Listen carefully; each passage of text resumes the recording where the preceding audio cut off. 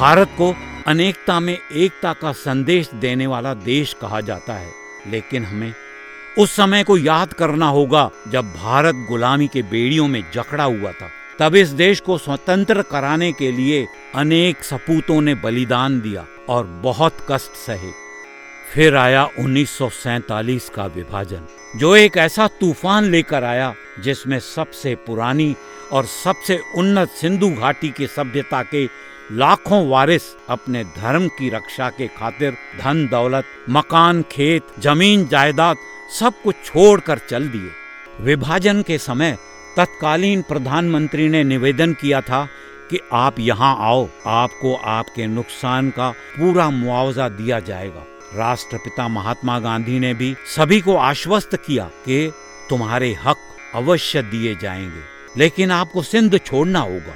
अपनी धरती माँ को छोड़ने का दुख तो बहुत हुआ, लेकिन उन दोनों के आग्रह पर भारी संख्या में लोग पानी के जहाजों और रेलगाड़ियों से कष्टदायी सफर करते हुए जहां सुरक्षा मिली वहीं चल दिए, एक अनजान सफर की ओर, ताकि भारत देश की आजादी की लड़ाई का आखिरी पन्ना लिखा जा सके। बड़ी संख्या में सिंधी समाज विस्थापित होकर अपने ही घर से बेघर होकर सिंधु माता को हमेशा के लिए छोड़ आया।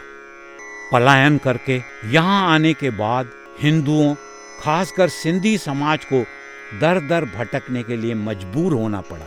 यहाँ आने के बाद अलग अलग शहरों में शरणार्थियों के लिए बनाई अस्थायी कैंपों में जीवन यापन करना पड़ा। जिंदगी जीने के लिए बहुत संघर्ष करना पड़ा।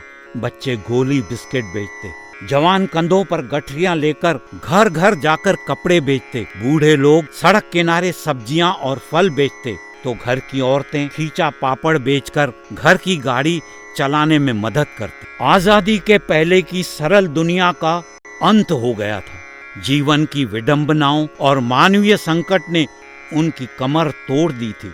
फिर भी उन्होंने हिम्मत नहीं हारी।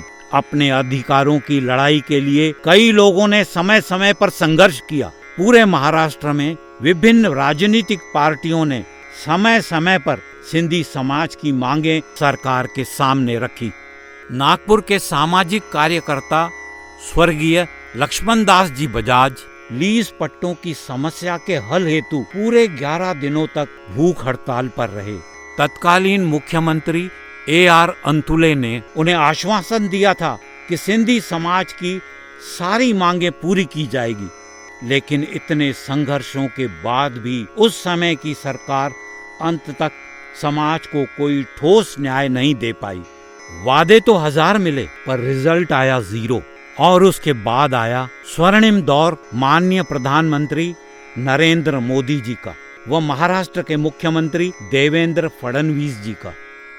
जब देवेंद्र फडणवीस जी 2014 में मुख्यमंत्री बने, उस समय नागपुर के सामाजिक कार्यकर्ता वीरेंद्र कुकरेजा समाज के प्रबुद्ध वर्ग के साथ मिलकर सिंधी समाज के लीज पट्टे की समस्या को लेकर उनसे मिले। मुख्यमंत्री जी ने उनकी समस्याओं पर गौर किया। कई मीटिंगों के बाद राज्य सरकार ने 2018 में जिनके पास लीज पट्टे थे उनको बिना कोई शुल्क लिए मालिकाना हक देने का GR निकाला।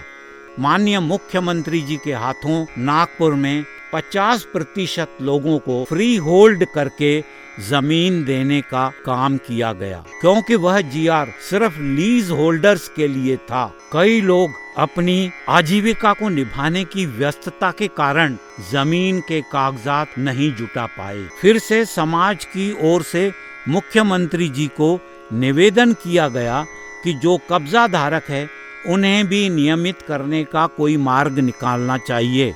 माननीय मुख्यमंत्री देवेंद्र फडणवीस जी ने पुनः उनकी मांगों पर विचार किया और 15 मई 2025 को एक और GR निकालकर 100% लोगों को न्याय दिया। सरकार का जनता के प्रति प्रतिबद्धता का यह सुंदर उदाहरण है। आजादी के बाद से ही हमारा सिंधी समाज अपने मालिकाना हक के लिए संघर्ष कर रहा था। हमारे पास घर और दुकानें तो थी, पर उसका मालिकाना हक, असली अधिकार हमारे पास नहीं था। अब वह समय आ गया है जब पट्टा वितरण के माध्यम से सिंधी समाज का हर परिवार अपने घर और व्यापार स्थल का असली मालिक बनने जा रहा है। अब जाकर लोगों को राहत मिली है। हजारों परिवारों का वर्षों पुराना सपना अब साकार हो रहा है।